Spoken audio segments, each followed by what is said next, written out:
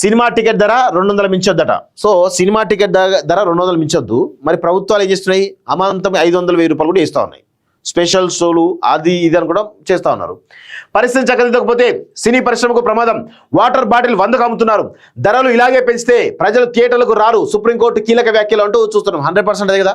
ఇప్పుడు ఒక సినిమాకు ఒక భార్య భర్తలు ఇద్దరు పోయిన అనుకోండి, 1000 రూపాయలేమో టికెట్లకు అవుతాయి, రావడం పోవడానికి 500 అవుతాయి. మళ్ళీ ఆడ ఏదన్నా వాటర్ బాటిల్ కొన్నా 100, ఒక సమోసా కొందామంటే 100, ఇంకేదన్నా పిజ్జా ఆర్డర్ చేద్దామంటే 500. ఇట్లా ఒకసారి ఇద్దరు భార్యాభర్తలు పోతే 3000 నుంచి 4000 రూపాయలు ఖర్చు వస్తుంది. అదే 1000 రూపాయలు పెడితే ప్రైమ్కో లేకపోతే నెట్ఫ్లిక్స్కో అవి చేస్తే ఎంత? 1000 రూపాయలు 3000 పెడితే సంవత్సరం మొత్తం చూడవచ్చు.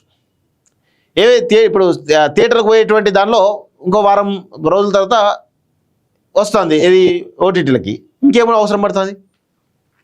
సో ఇట్లా మొత్తం సినిమా పరిశ్రమ కేవలం పెద్ద పెద్ద సినిమాలకే పనిచేస్తుంది తప్ప చిన్న సినిమాలకు పనిచేస్తలేదని చాలా స్పష్టంగా అర్థమవుతోంది.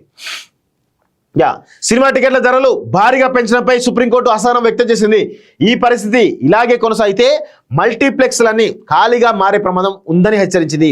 థియేటర్లో అమ్మిన టికెట్ల వివరాలని మెయింటైన్ చేయాలంటూ కర్ణాటక హైకోర్టు ఇచ్చిన తీర్పుపై జస్టిస్ విక్రమ్నాథ్, జస్టిస్ సందీప్ మెహతాతో కూడిన ధర్మాసనం స్టే విధించింది. మల్టీప్లెక్స్లో వాటర్ బాటిల్ కూడా 100 రూపాయలకు అమ్ముతున్నారని పేర్కొంది. ఈ సమస్యను పరిష్కరించకుంటే సినిమా పరిశ్రమ అంతరించిపోతుందని తెలిపింది. ప్రజలు సినిమాకు వచ్చి ఎంజాయ్ చేసే పరిస్థితులు ఉండాలని, లేదంటే సినిమా హాళ్ళన్నీ ఖాళీగా మిగిలిపోతాయని పేర్కొంది.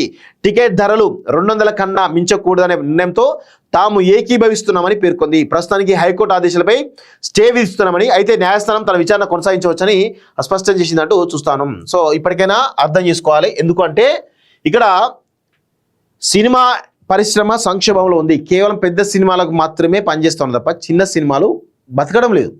సో దీనివల్ల చాలామంది ఉపాధి కోల్పోతా ఉన్నారు, చాలామంది లాస్ అవుతారు ప్రొడ్యూసర్లు. సో ఇదంతా మారాలంటే 100% టికెట్ల ధరలు నియంత్రణలోకి రావాల్సిన అవసరం అయితే ఉంది.